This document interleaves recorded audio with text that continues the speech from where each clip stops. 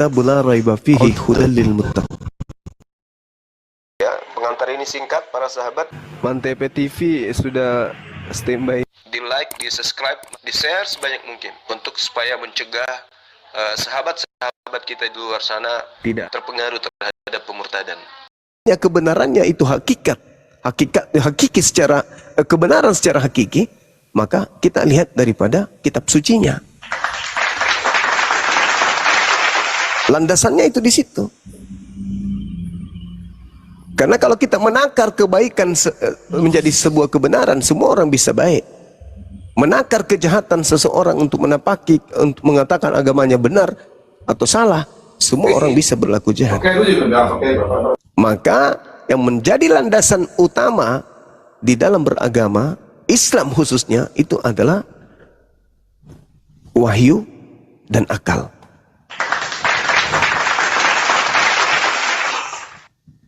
Dua pilar itu, Bang, di Islam.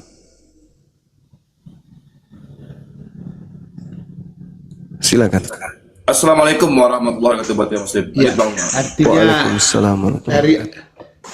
dari apa yang dijelaskan Bang Zuma tadi, berarti pondasi imannya itu adalah Al-Quran ya Bang Zuma ya? Iya, betul. Oke, atau kitab suci lah ya. Oke Bang Zuma. Di dalam Al-Quran itu kan ada disebutkan begini, ada 5 rukun Islam, ada 6 rukun iman. Iya. Apakah itu juga pondasi Bang Iman? Iya, Bang Zuma? betul. Untuk menguatkan rukun iman, rukun Islam, maka senjatanya itu adalah kitab suci. Iya. Oke. Sekarang gini Bang Zuma, saya mau tanya tentang 6 rukun iman Islam ya. Iya. Ya. 6 rukun iman Islam itu kan di poin yang ketiga ya. Di poin yang ketiga dia mengatakan Allah memerintahkan loh ya. Allah memerintahkan untuk beriman kepada kitab-kitab sebelumnya, yaitu Taurat, Injil, dan Zabur. Benar apa salah, Bang? Iya, benar. Benar itu. Benar ya. Nah, pertanyaan saya itu, kenapa Bang Zuma? Itu kan kitab itu bukan kitab umat muslim, tapi kok dijadikan pondasi iman. Silakan. Iya. Jadi kami beriman kepada kitab-kitab sebelum Al-Quran. Maksudnya apa?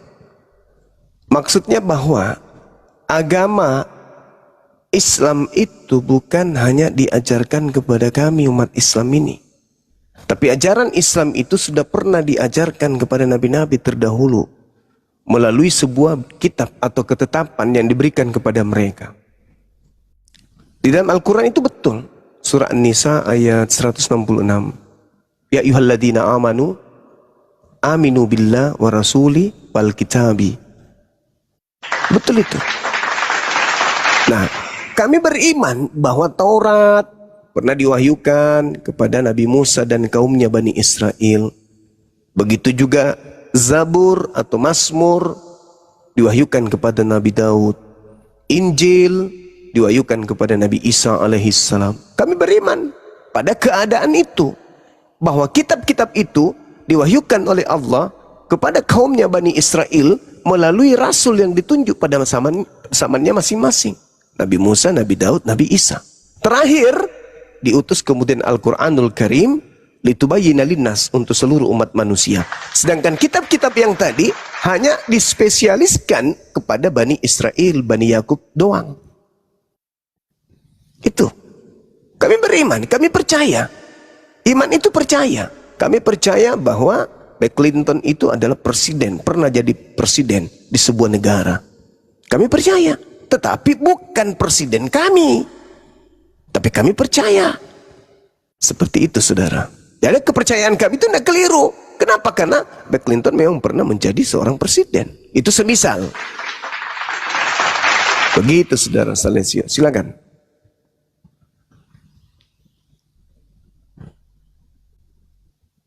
Mute, Pak. Oke, sudah dinyalakan ya. Jadi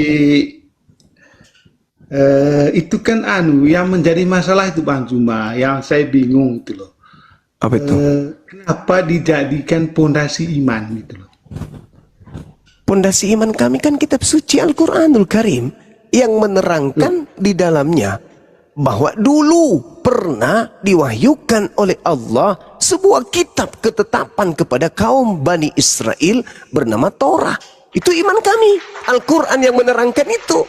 Maka kami beriman kepada Al-Quran, bahwasanya Al-Quran menceritakan Nabi Musa alaihissalam pernah menerima wahyu berupa kitab Torah. Gitu. Maksud saya itu kenapa jadi itu kan kitab itu kan untuk Bani Israel ya toh. Iya, memang. Kitab itu kan untuk Bani Israel. Pertanyaan saya itu kenapa dijadikan pondasi umat Islam gitu loh. Pondasi iman kami Quran, Bang. Lah iya di dalam Al-Quran itu kan mengatakan di 6 rukun iman tadi kan toh. Iya, beriman kepada kitab. Taurat, Injil dan Zabur kan. Iya. Kepada siapa? Kepada siapa Torah itu diwahyukan? Wa katabna lahu fil alwah min kulli syai' mau'idatan wa tafsila li kulli syai' fakhuzha biquwa wa'mur qaumaka ya'khuzu bi ahsaniha sa'urikum daral fasiqin. Al-Quran menerangkan Allah pernah menuliskan sebuah kitab kepada Musa bernama Torah, dan Allah memerintahkan kepada Musa untuk berpegang teguh kepada Torah, dan juga Nabi Musa diminta oleh Allah untuk memerintahkan umatnya berpegang teguh sebaik-baiknya kepada kitab Torah. Itu iman kami. Tidak seperti Anda, itu kitabnya orang Yahudi, Anda ambil terjemahannya lantas Anda dirikan sebuah agama dengan menggunakan kitab itu. Padahal itu bukan untuk Anda, itu untuk kaumnya Bani Israel. Itu iman kami, Bang. Iya. Iya, artinya gini loh Bang Juma, mungkin ini saya bertanya ya karena bingung ya. Jadi kata pondasi itu menurut Bang Juma itu apa sih? Pondasi itu adalah landasan pertama. Landasan pertama kokohnya sebuah bangunan, kokohnya sebuah betul. iman kepercayaan. Dan kisi-kisi di antaranya adalah beriman kepada para malaikat, beriman kepada Allah, beriman kepada malaikat, beriman kepada kitab suci. Ya, artinya tanpa ada pondasi kan suatu gedung itu tidak bisa didirikan tuh. Betul sekali. Betul. Nah, kalau dalam iman tanpa pondasi, apakah iman itu bisa berdiri? Oh, itu bukan iman, Bang. Itu percaya doang. Beda percaya, beda yakin, beda teguh hati dengan iman. Iman itu level tertinggi. Kan di dalam 6 rukun iman itu kan Allah mengatakan beriman kepada Taurat, Injil, dan Zabur. Iya. Iya. Betul, iya. Kenapa? Lah, kami harus beriman, kami harus percaya kepada Zabur. Bahwa kitab Zabur, kitab Mazmur, kitab Torah, kitab Injil, itu adalah kitab yang diwahyukan kepada kaum terdahulu sebelum Islam itu datang secara sempurna. Oke. Dalam 6 rukun iman itu kan dia mengatakan beriman kepada Taurat, Injil. Karena pertanyaan saya, implementasinya apa Bang Juma? Implementasinya bahwa ketika kemudian Torah itu datang di tengah-tengah kaumnya Bani Israel, mereka kemudian menolak kebenaran yang muncul di dalamnya. Mereka tegar tengkuk terhadap ajaran Tuhan yang datang di tengah-tengah mereka melalui kitab suci yang dibawa oleh para nabi kepada mereka. Sehingga mereka dikenal sebagai umat yang dimurkai. Maksud saya itu implementasi dari umat muslim untuk beriman pada Taurat, Injil, dan Zabur itu apa? Implementasinya ajakan kemudian kepada penganut Torah untuk masuk ke Islam. Ya ahlal kitab, qad ja'akum rasuluna yubayyinu lakum katsiran mimma kuntum tukhfuna min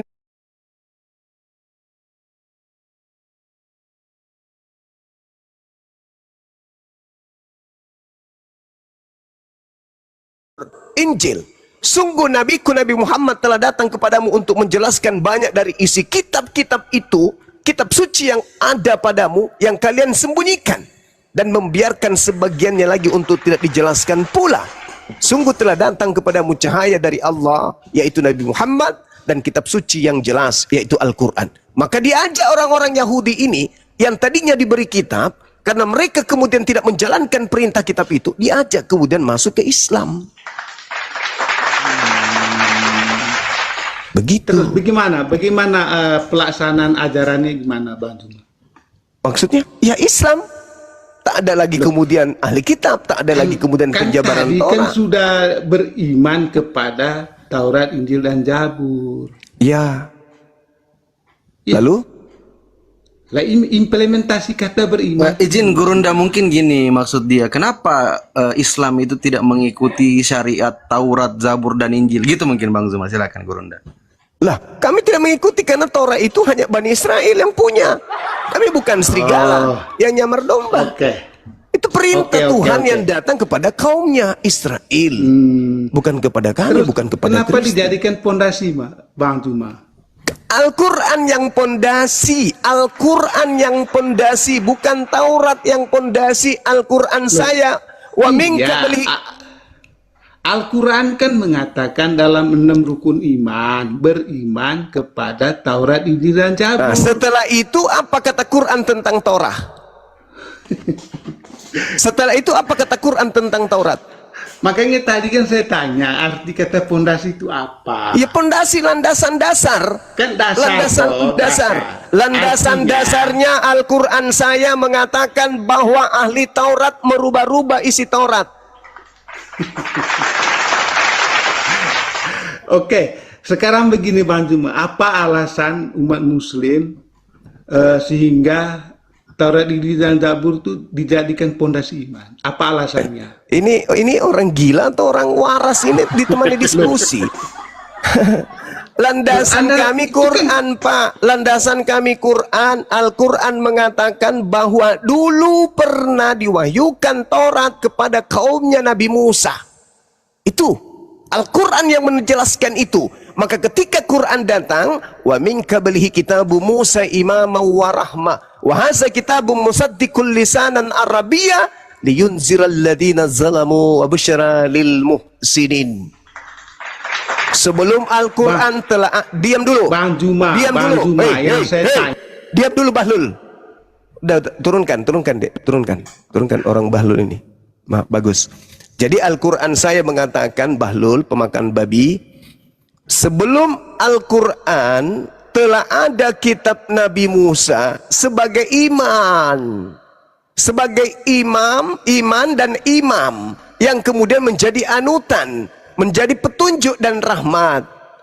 Al-Quran ini adalah kitab yang membenarkan kitab-kitab tersebut, termasuk Torah, yang datang dalam bahasa Arab untuk memberi peringatan kepada orang-orang yang zalim dan memberi kabar gembira kepada orang-orang yang muhsin.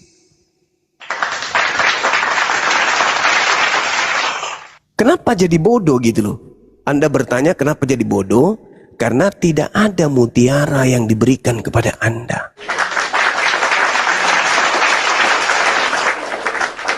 Kalau orang memiliki mutiara, punya ilmu, ada cahaya ilahi di dalam tubuhnya, ada serpihan cahaya di dalam akalnya, artinya dia ini memiliki mutiara. Apa itu? Ilmu, hikmat.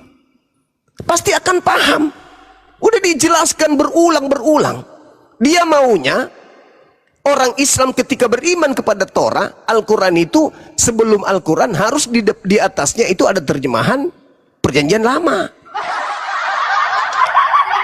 Tanggapannya dia begitu. Kenapa? Karena dia tidak memiliki mutiara. Jadi bodoh, bahlul, tolol, tuyul, dongo.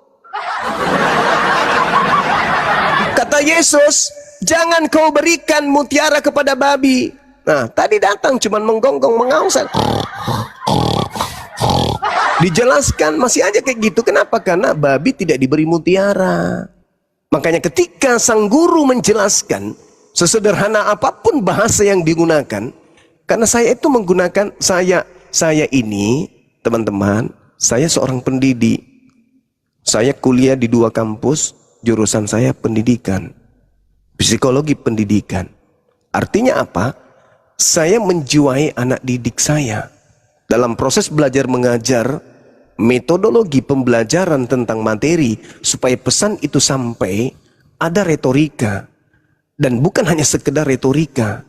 Ada pesan yang dihasilkan dari retorika itu, yang semua strata manusia, pendidikan manusia bisa nangkap, tertancap dengan mudah pesan itu ketika mereka mendengarkan. Metode itulah yang saya gunakan dalam proses belajar. Saya tidak menggunakan bahasa, Ya, saya tidak ini menggunakan bahasa ilmiah. Sebisa mungkin, sesederhana mungkin bahasa itu saya ramu supaya Anda paham. Tapi kalau tak ada mutiara, yang namanya babi, mau diajari seperti apapun tetap aja babi. Gak bisa pintar, gak bisa cerdas. Namanya babi ya babi. Kau ajarin babi itu dengan cara apapun tetap saja dia babi. Yang dia bisa hanya itu ya. Saudara ya, maafkan saya menerima Anda dengan baik. Anda bertanya berkali-kali, saya layan dengan baik. Tapi ketika kemudian Anda sudah memperlihatkan kebabian Anda, maaf, Anda harus turun. Kan gitu. Iya toh? siap Iya toh? Betul. Iya dong. Kebabian. Iya kan kita juga tidak bisa juga kita melemparkan mutiara ke babi kan?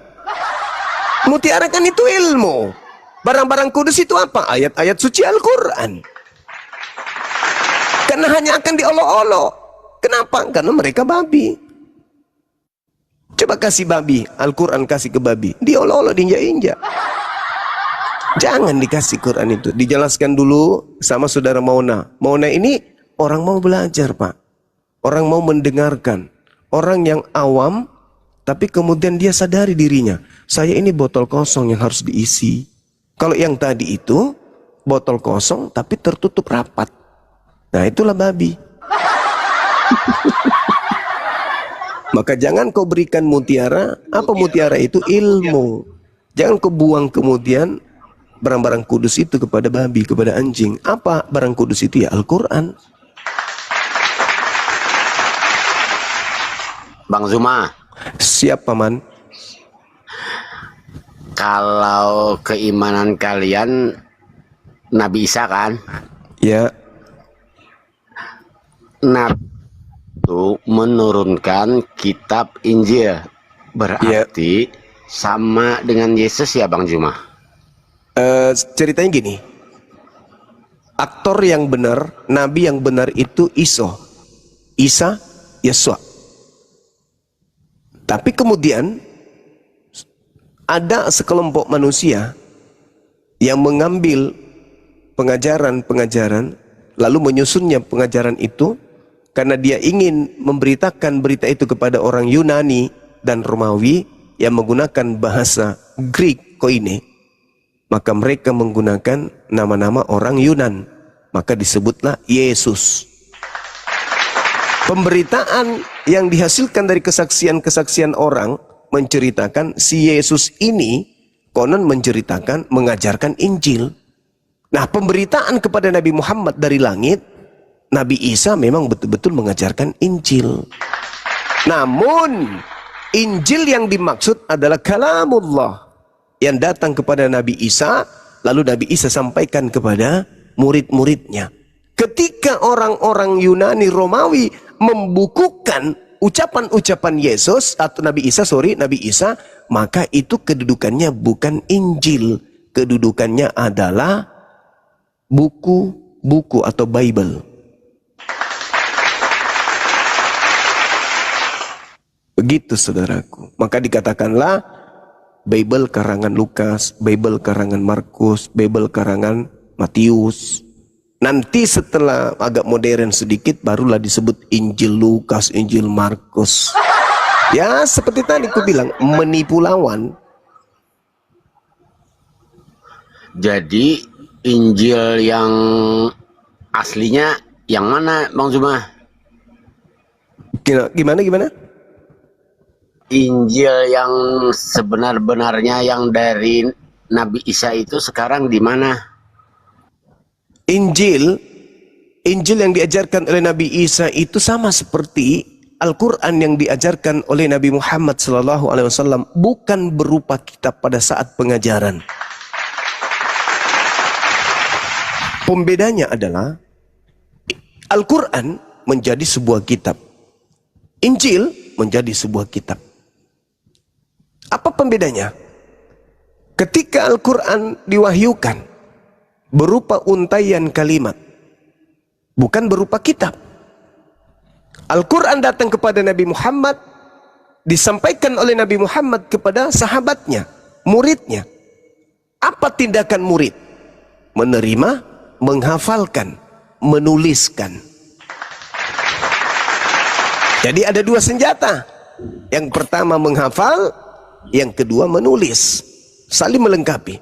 Bagaimana dengan Injil? Yesus mengabarkan Injil. Apa Injil yang diajarkan oleh Yesus?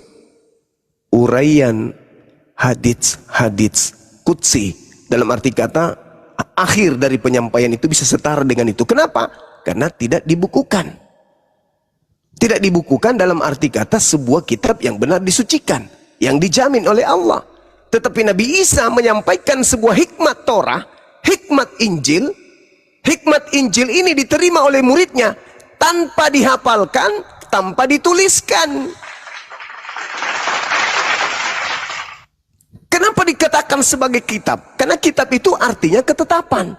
Jadi ketetapan Injil, kitab Injil adalah ketetapan Injil. Apa itu? Hikmat Torah. Makanya Nabi Isa tidak datang membawa hukum baru. Kenapa? Karena dia hanya mengajarkan hikmat. Hikmat apa? Hikmat dari pengajaran Nabi Musa yang disebut kemudian hikmat Torah. Inilah yang disebut Injil. Ketika dia dibukukan bukan oleh si murid. Bukan dibukukan dari hasil penghafalan. Dia dibukukan hanya dari hasil penyelidikan dari hikmat Injil yang Yesus dakwakan di tengah-tengah kaumnya. Nabi Isa dakwakan. Jadi seibarat seorang guru seperti saya mengajarkan saudara kemudian sebuah kalimat, lalu saudara menghafal. Orang ketiga mendengarkan Anda dengan saya sedang berbincang.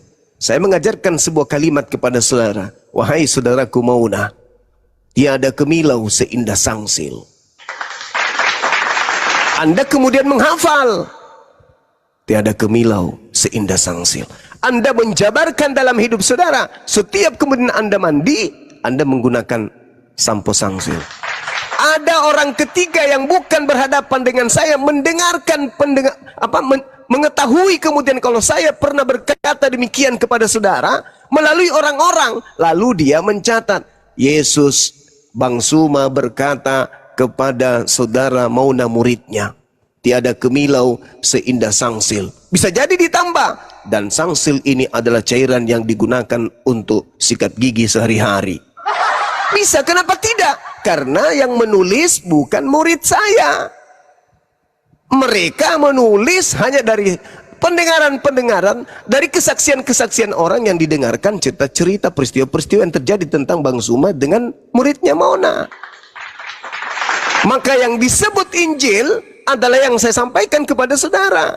Di dalam Yohanes 17:8, kebetulan kebenaran tercatat juga seperti itu. Segala firman yang kau berikan kepada aku telah aku sampaikan kepada muridnya. Pertanyaannya, apakah muridnya setelah menerima firman mereka menghafalkan? Tidak. Apakah ketika murid Yesus menerima segala firman mereka menuliskan? Tidak. Berarti mereka hanya mendengarkan, setelah itu lepas begitu saja. Oleh karena itulah memang murid Yesus itu cuma sedikit. Man ansari ilallah, nahnu ansarullah, cuma itu doang. Setelah itu tak ada lagi. Kenapa? Karena tak ada unsur sanad, unsur ijazah di dalam pengajaran Injil Nabi Isa kepada kaumnya Bani Israel. Tidak sama seperti Quran. Memang betul-betul dihafal, memang betul-betul dituliskan. Kenapa? Nahnu nazzalna zikra wa nahnu lahu lahafizun. Kamilah yang mewahyukan Al-Quran, kami juga yang menjaga. Ada nggak jaminan Torah dan Injil ini dijaga? Nggak ada. Dari jaminan Tuhan itu nggak ada. Maka Nabi Isa mengajarkan pengajaran, muridnya mendengarkan dan merealisasikan. Titik. Selesai, hanya sampai di situ. Siapa yang membukukan? Nah, ini saudara Datuk dari tadi sibuk, kenapa ya? Bisa nggak diturunkan aja sebentar? Mungkin beliau lagi sibuk kali ya. Sampai di mana tadi? Nah, sikat gigi pakai sampo. Nah, gitulah. Silakan. Mungkin masih ada yang ingin ditanyakan. Silakan Bang Mauna. Ya, oke. Gini Bang Zuma, kan kami mendekati Natalan kan gini Bang. Saya sering mendengar orang-orang Muslim mengatakan itu bukan kelahiran Yesus, tetapi kelahiran apa ya, dewa matahari. Apa itu benar Bang Zuma? Itu tradisi orang-orang terdahulu, agama pagan kuno. Memang betul itu. Dewa-dewa mereka yang lahir tanggal 25 Desember itu memang banyak diyakini seperti itu. Jadi ketika dikatakan apakah Yesus itu lahir di tanggal 25, mana dalilnya? Ada nggak buktinya? Nggak ada bukti kalau dia lahir tanggal segitu. Nggak ada yang bisa membuktikan. Nah, ini hanya tradisi masa lampau yang kemudian dilanjutkan lagi. Kenapa bisa demikian? Karena pengajaran Dewa Mitra lahir tanggal 25 Desember. Kemudian apa lagi ya? Horus lahir tanggal 25 Desember. Dionysus lahir tanggal 25 Desember. Mitra juga begitu. Jadi konteks dari kelahiran Kristus tanggal 25 Desember itu bukan disadur, bisa jadi. Bukan ditiru, bisa jadi. Bukan dijiplak, bisa jadi. Tetapi pada faktanya Yesus sendiri tidak lahir di tanggal itu.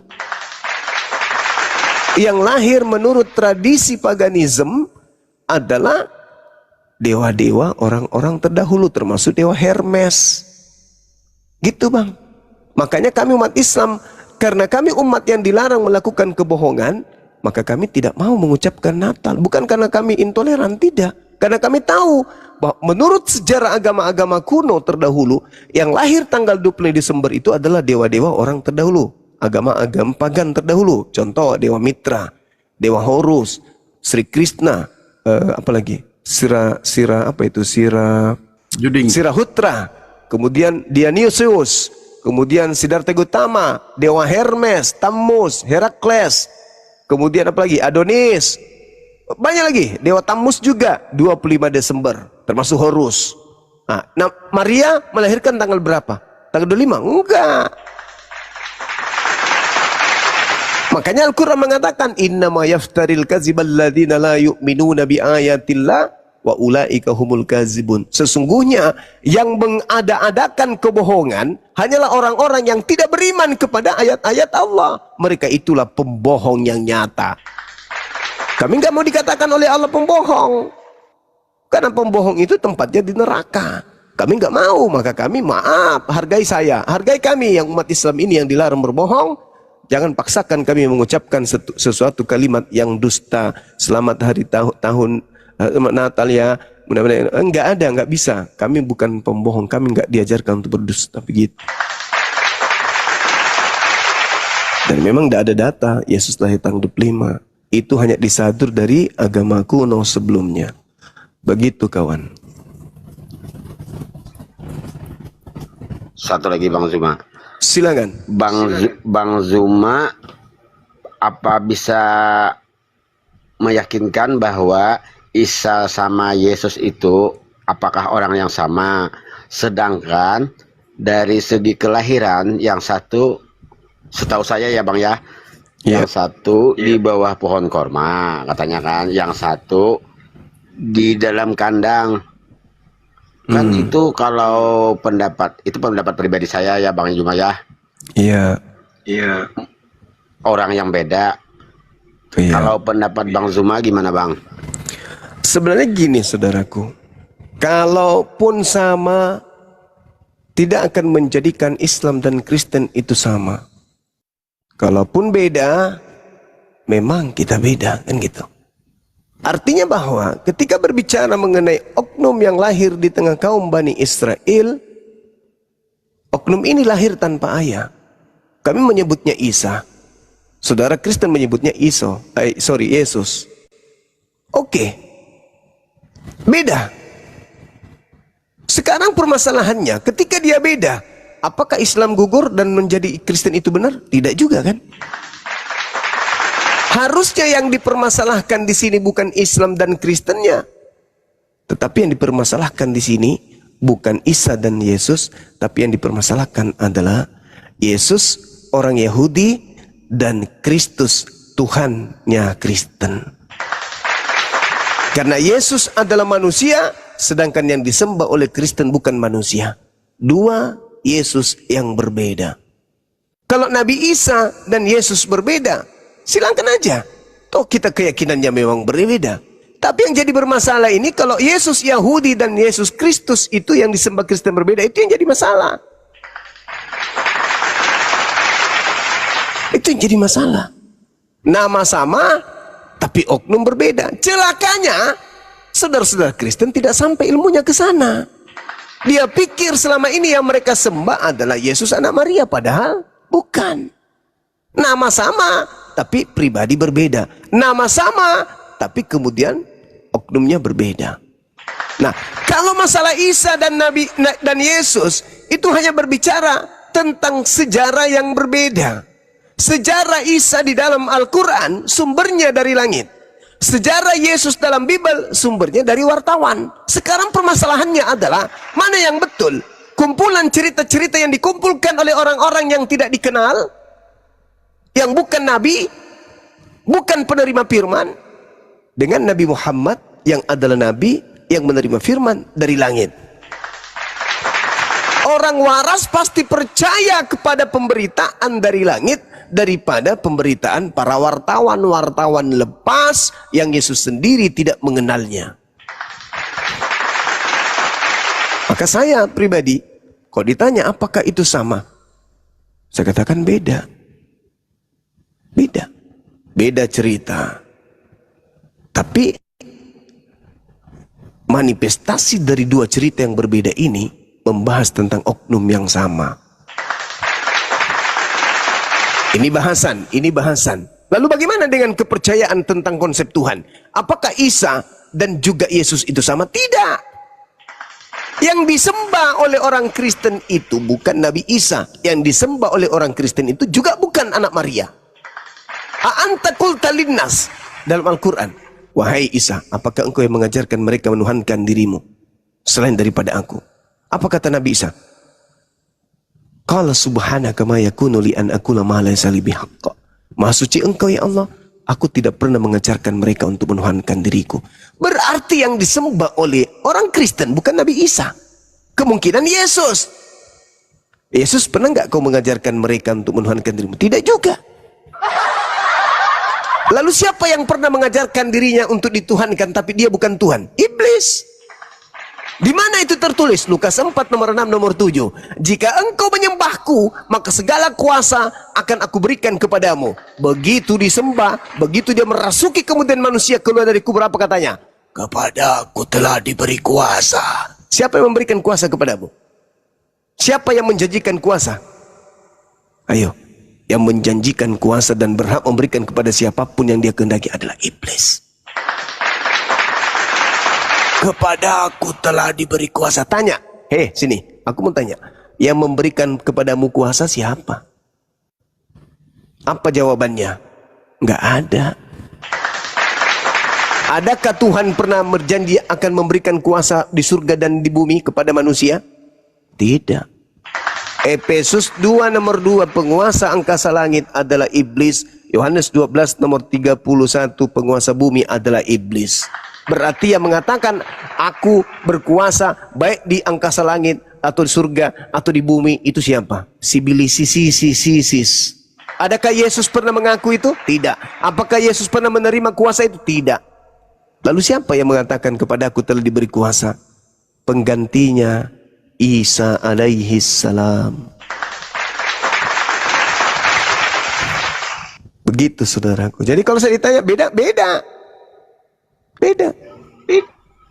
Jadi bang, siapa yang penggantinya itu siapa bang? Yang pendapat abang yang disalib itu bang?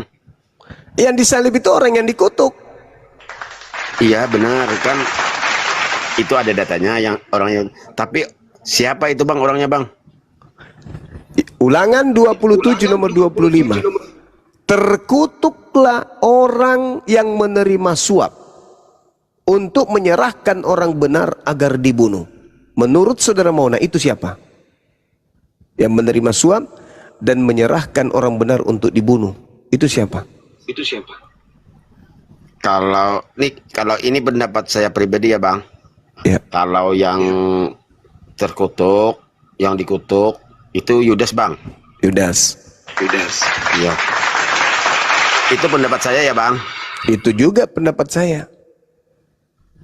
Karena dalam Al-Quran surah Al-Ma'idah ayat 33, yang disalib adalah orang yang membenci Nabi Isa. Orang yang memusuhi Nabi Isa. Itu yang disalib.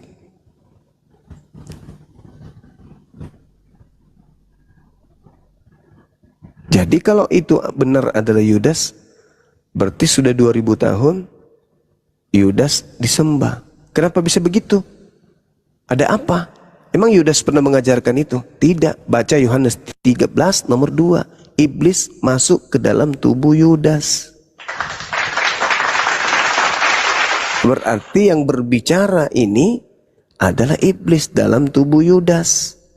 Sama seperti Legion yang berbicara di dalam tubuh orang yang ada di pekuburan yang menyembah Yesus di Markus 5. Sama seperti roh tenung yang datang kepada Paulus di Kisah Para Rasul 16 nomor 16, 17, 18. Maka yang keluar dari kubur juga sama persis.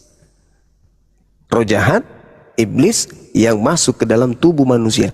Dan itu pernah Yesus uraikan. Di mana Yesus menguraikannya?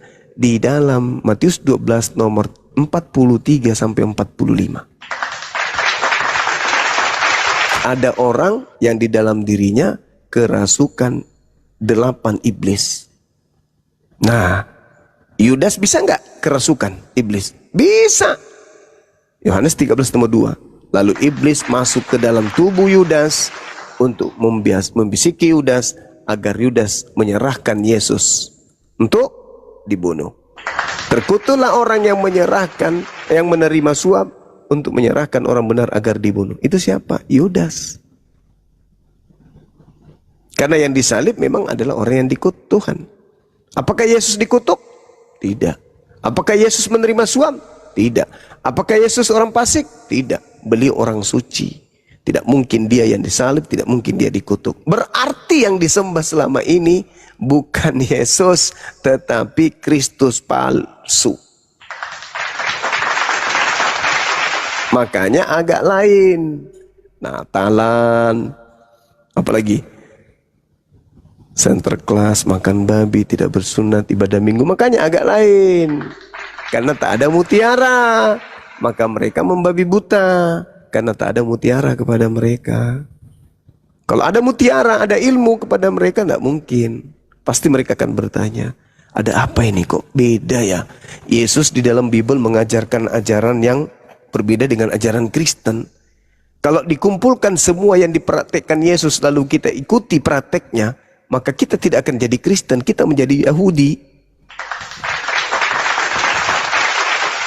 Lalu kenapa kita harus jadi Kristen kalau Yesus sendiri tidak Kristen? Kan lucu itu. Pengikut Yesus, tapi Yesus tidak Kristen. Gimana ceritanya? Kan lucu kan? Berarti ada Yesus lain yang mengajarkan untuk diikuti, tapi bukan Yesus anak Maria. Kalau Yesus anak Maria diikuti, di dalam Yohanes 14 nomor 12 kata beliau, jika engkau mengasihi aku, maka engkau juga akan melakukan segala pekerjaan yang pernah aku lakukan. Nah, berarti kalau mengasihi Yesus, lakukan apa yang pernah dia lakukan. Nah, kalau dilakukan apa yang pernah Yesus lakukan, maka yang nampak adalah Yudaism. Sunat, puasa, ibadah sabat, tempatnya di sinagoge, bukan di gereja. puasa dan seterusnya. Itu fakta, itu real. Tapi Kristen selalu mengaku, kami ini pengikut siapa? Pengikut Yesus. Lah, tapi kok kelakuan kalian tidak seperti Yesus? Oh, maksudnya pengikut Kristus yang datang keluar dari kubur. Bukan yang datang keluar dari rahim Maria, tapi yang keluar dari rahim bumi. Itu oknum yang berbeda. Oke, Bang silakan. Iya, iya. Gini Bang, ini saya semuanya sudah saya rekam Bang Zuma. Nanti saya Siap. pelajarin, iya, pelajarin Baik, Bang. secara perlahannya Bang Zuma ya. Baik Bang, baik. Itu aja ya Bang Zuma. Siap. Sekali lagi Bang Zuma, Bang Handi, Bang Pandi, saya pribadi minta maaf ya sama umat muslim karena saya sering menghujat. Saya berjanji tidak akan lagi seperti itu. Iya kawan.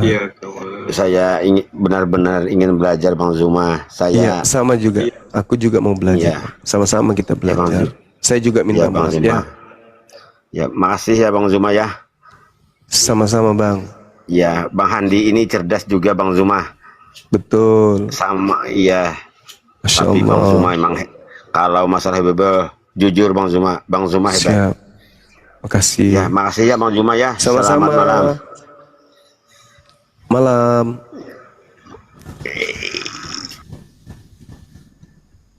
Masya Allah.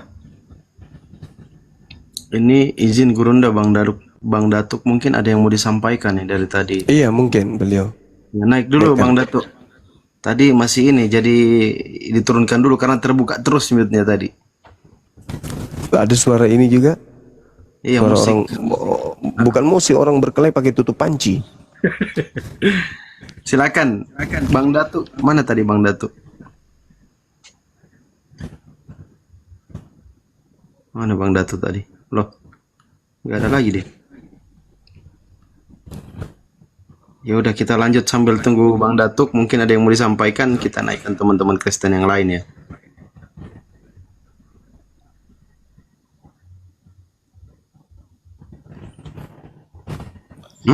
Ini lagi Joseph lagi.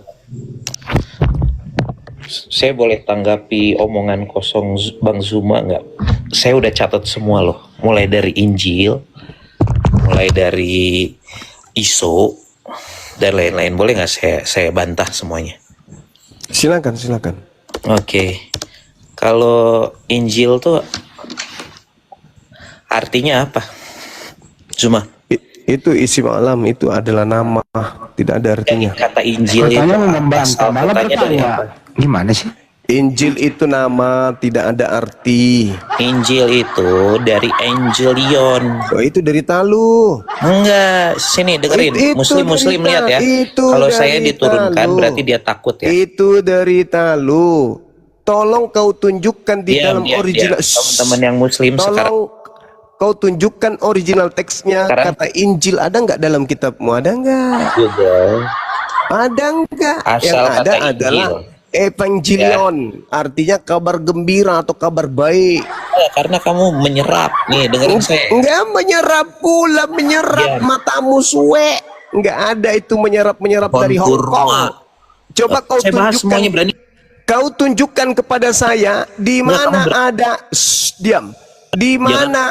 Jadi Loh. dengar. Kau tunjukkan kepada saya di mana ada Bible dalam bahasa Arab pada abad ke-7 di Arab. Tunjukkan kepada saya. Tunjukkan.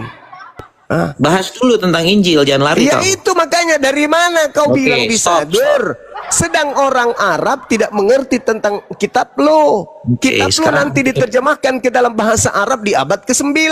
Tuyul. Baru niru-niru Injil. Dalam bahasa Inggrisnya pun, bahasa tertua atau bahasa Yunani sekalipun tak ada kata Injil. Evangelion itu. Kau pandai-pandaian. Oke. Jangan main. Nah, kau Kenapa? tunjukkan datamu. Silakan. Oke. Setelah saya tanya kata Injil, Injil. Kata apa arti kata Injil. Yesus? Injil, apa arti kata Injil? Semua kau ingin artikan. Ini apa arti kata ini? Apa kata ini? Apa arti kata ini? Emang kitab terjemahan Al-Quran itu? Kalau kitabmu kitab terjemahan, semuanya ada artinya. Karena semua diterjemahkan. Namanya kitab terjemahan. Pandai-pandaian kau, kitabmu itu nanti ada dalam bahasa Arab itu di abad ke-9, tuyul. So paten. Niru Islam, ngaku-ngaku dia yang ditiru. Pret. Kata Injil jelas-jelas evangelion. Evangelion. Jadi Injil. Diminta data, ini dong ada datanya bang. Apa itu? Abad pertama, apa di abad pertama? Evangelion, ya bukan Injil itu. Kabar gembira itu.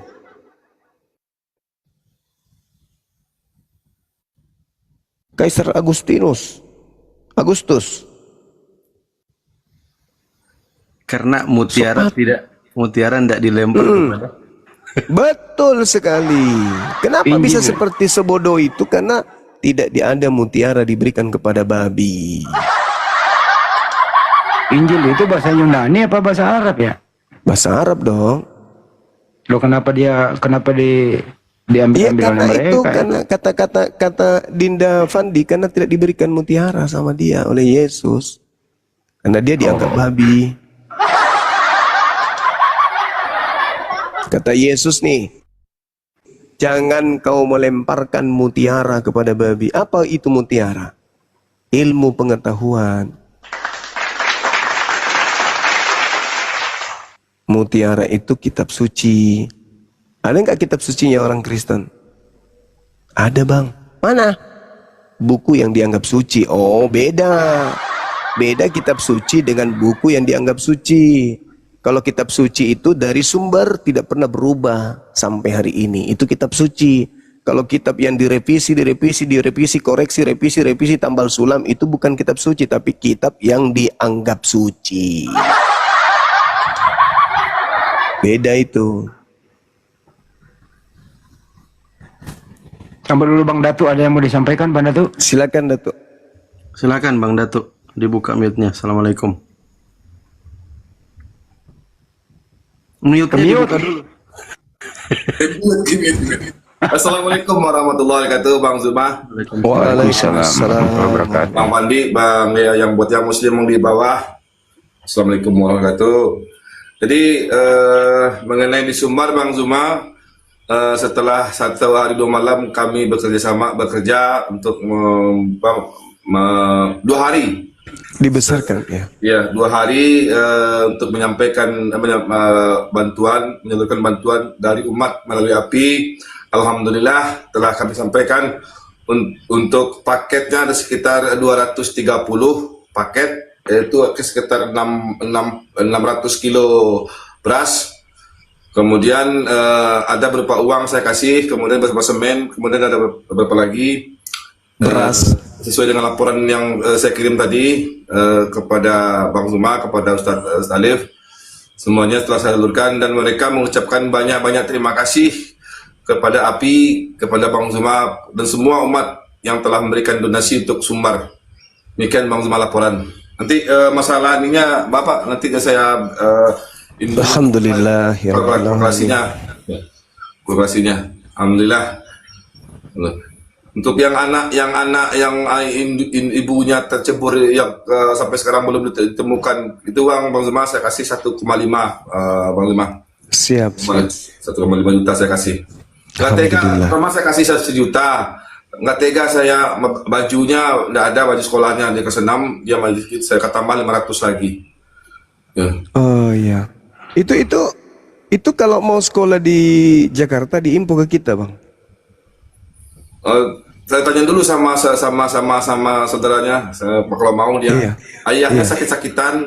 Oh, ada ayahnya. Ayahnya sakit-sakitan. Oh iya. Jadi saya gini, udah komit saya tadi juga dengan perantau-perantau di Sumbar, di Jakarta. Saya bilang kasih tahu Maria dan mereka akan mencoba untuk mengangkat sebagai anak karena ini kasihan katanya. Itu Bang Zuma. Jadi laporan saya sama API, sama pimpinan API di pusat, alhamdulillah saya sampaikan besok. Tadi ada masuk juga Bang Zuma 250 bantuan dari teman. Mungkin saya besok berupa uang saya kasih lagi untuk yang ini saudara-saudara yang belum dapat bantuan. Insya Allah besok. Masya Allah. Makasih Bang Datuk. Ya. Sehat terus Bang. Siap. Gimana lagi jalan kaki jauh Bang Zuma, 20 kilo di motor. Iya. Gimana lagi inilah namanya Perjuangan. Ya, perjuangan. Nah, inilah fungsinya API ada kan ya. Alhamdulillah, Masya Allah. Ya. Bisa di-spill kali foto-fotonya itu bisa. Udah saya Berapa kirim bisa?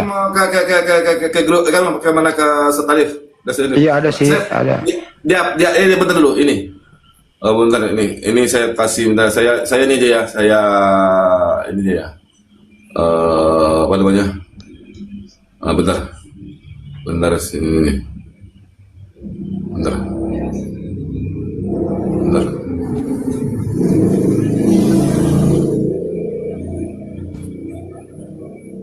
Ini Bang, ini masyarakat ini.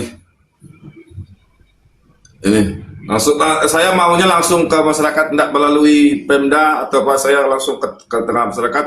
Kalau lewat Pemda atau lewat Basnas atau nanti bantuan itu tidak akan tercapai ke masyarakat. Enggak kayak begitu. Kalau melalui Basnas sampai juga. Sampai Tapi juga, kalau tapi langsung lama, lebih cepat. Ya. Iya, lama Bang Andi. Lama Bang Andi. Jadi Karena banyak masyarakat yang sudah butuh diurusinnya sekali. gitu. Ya. Bukan nggak nyampe, dicabut dulu, bukannya nggak nyampe, cuman. Jadi saya betul ya. Iya, iya. Sorry, bukan nyampai tapi lama gitu ya, Bang. Lama maksudnya. Jadi bukan, maaf ya, bukan tidak sampai tapi lama gitu. Jadi saya ingin cepat ke masyarakat, langsung ke masyarakat dan langsung berhadapan dengan masyarakat penerima untuk bantuan tersebut. Jadi alhamdulillah saya kumpulkan masyarakat untuk ini yang terkena bencana Bang Li, ini hancur ini rumah penduduk ini di situ hancur itu. Kemudian Yang di grup aja tadi, yang di grup di SPL aja, yang di grup yang antum kirim itu Pak. Siap Bang Ali, siap. Ini bantuan untuk masyarakat, untuk ini sudah sampai ada sekitar 5 titik yang dari kemarin 5 titik saya kasih untuk anak tersebut. Kemudian untuk 50 sak semen, untuk sak semen, alhamdulillah mereka berterima kasih sekali kepada kita, kepada pimpinan API, kepada umat itu Bang Adi.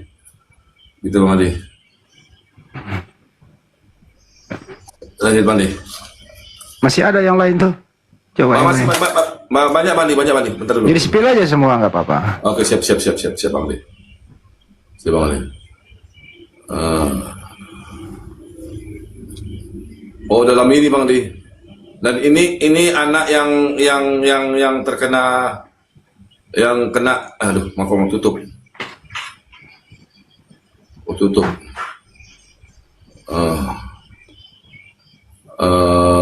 Bentar dulu Bang Adi. Ini belum saya simpan ini. Dan ini anak yang terkena apa namanya? Kok nggak bisa juga dekat ya? Ini anak kita yang terkena apa, ibunya yang meninggal dunia sampai sekarang belum diketemukan. Belum ditemukan sampai sekarang. Saya dengarnya nangis, saya lihat ini nangis ya Bang Andi. Saya telepon Ustaz Alif, nangis saya. Mengadukan anak tersebut karena anak ini sedang dalam masa kasih sayang, kemudian butuh seorang ibu. Nggak nyangka ibunya langsung terjun ke dalam sungai di tengah-tengah jembatan, ya, di tengah-tengah jembatan ibunya meninggal dunia. Ini ini bantuan untuk ini semuanya bantuan-bantuannya alhamdulillah sudah kita sampaikan. Yang lain lagi masih ada itu. Bentar dulu Bang, tidak bisa dibuka ya, mana masuk dalam ini saya. Bukan ini. Bukan ini Bang. Bentar dulu tidak bisa dibuka ini. Kalau bisa dibuka yang lainnya.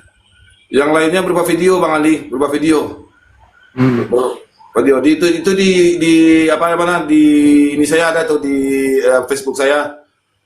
Ini berupa video Bang Ali. Berupa video semuanya. Oke, kalau gitu bisa. Apa pula ini? Bisa saya buka ya. Apa pula ini? Apa pula ini? Apa pula ini? Apa pula tuh? Itu semuanya Bang Ali. Nah, tadi saya ada video tuh yang banyak saya pakai, lupa saya ini ya. Bang Ali, ini ada 100 orang Bang Ali yang ini. Ada 100 kakak itu. Untuk di sini. Tempat lain ada 80, tempat lain ada 40 juga, jadi ada sekitar 220. Kemudian apa namanya? Ada yang berupa duit saya kasih. Itu Bang Ali. Lupa saya ininya di dalam video Bang Ali. Bisa dibuka di sini Bang Ali. Ini saya buka deh. Gantian. Ya, siap Bang Ali. Coba aku yang digedein. Nah, ini satu. Oke. Ini persiapan berangkat. Itu bukan saya Bang Ali, bukan saya Bang Ali, bukan saya yang Itu siapa? Bang Ali. Itu bukan saya Bang Ali, bukan saya. Bang Ali. Oke. Bukan saya Bang Ali, bukan saya Bang Ali. Tadi saya berangkatnya saya live tadi itu berangkatnya mobilnya. Yang ini ada. Bukan. Itu udah saya bukan sama-sama Ustaz Alif saya kasih semuanya. Bang Zuma udah kasih. Tadi semuanya ada fotonya.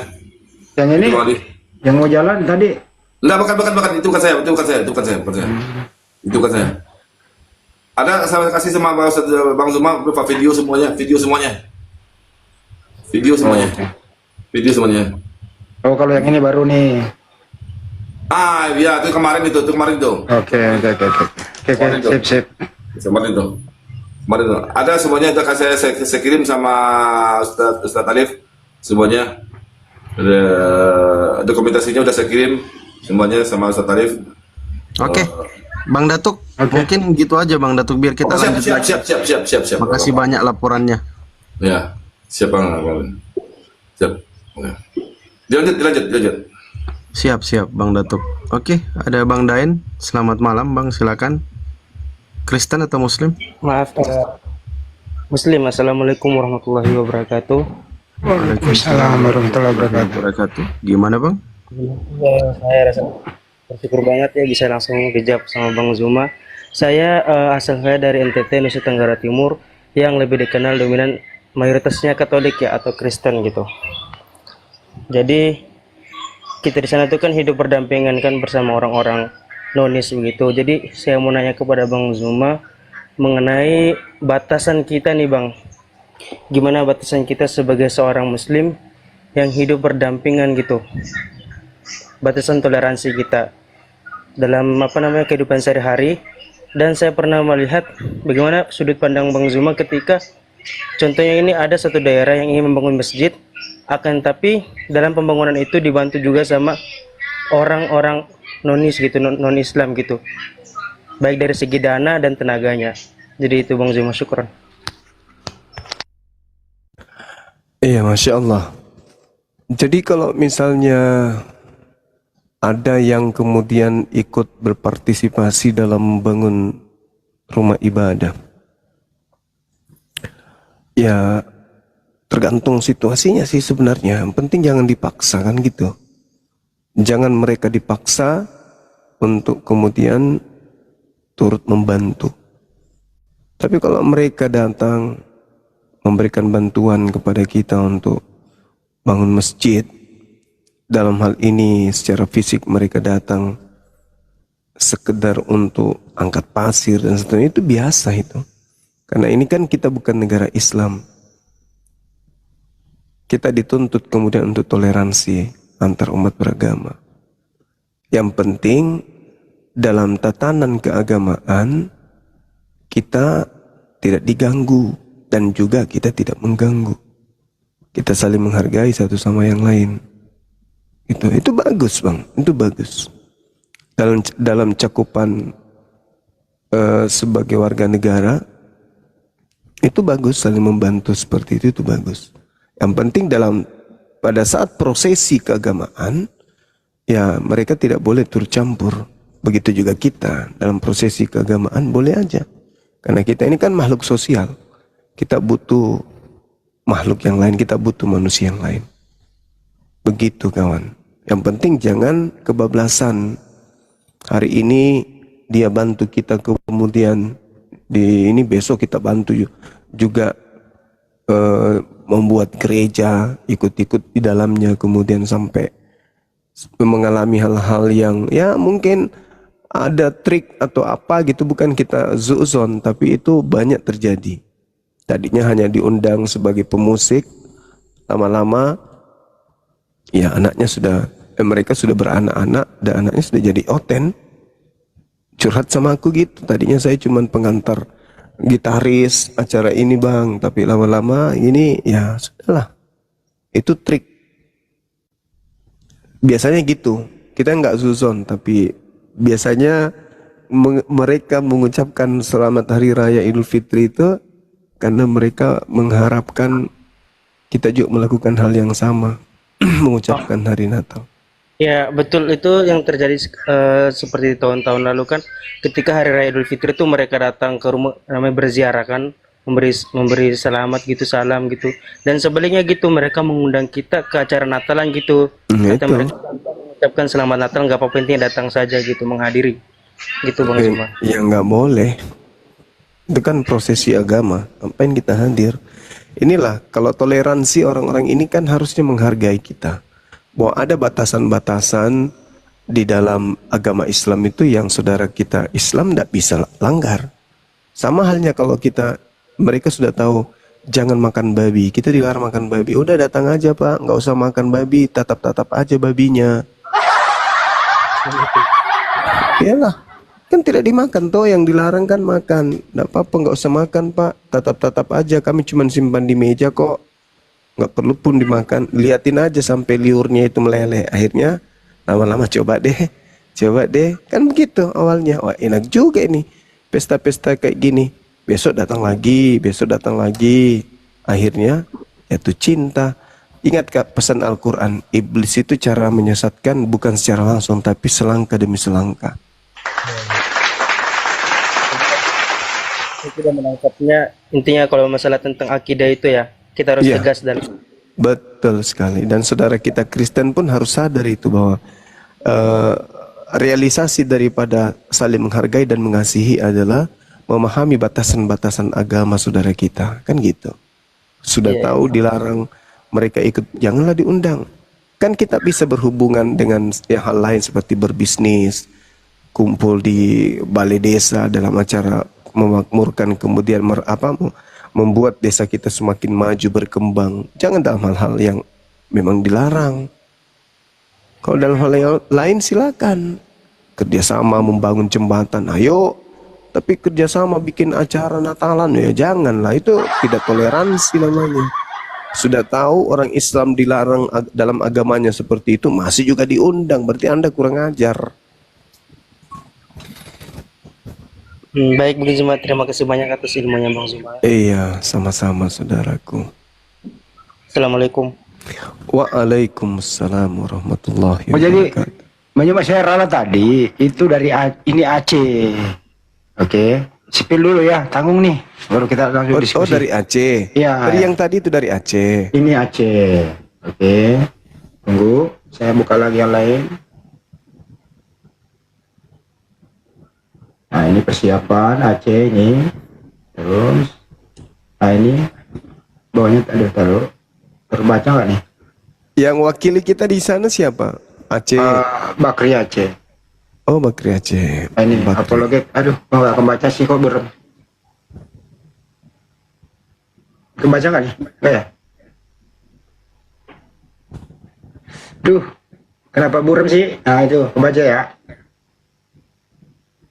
Baca bang, spanduknya ada ya Kanda? Nah itu ada itu di bawah. Terus, nah nih bawahnya lagi.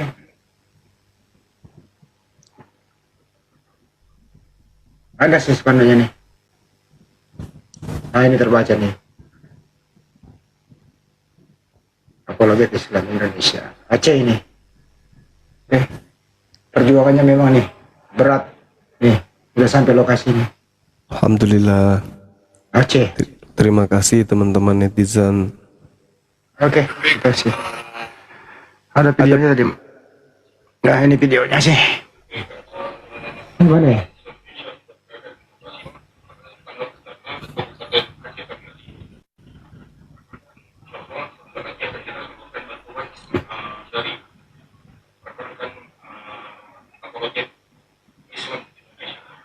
Kecil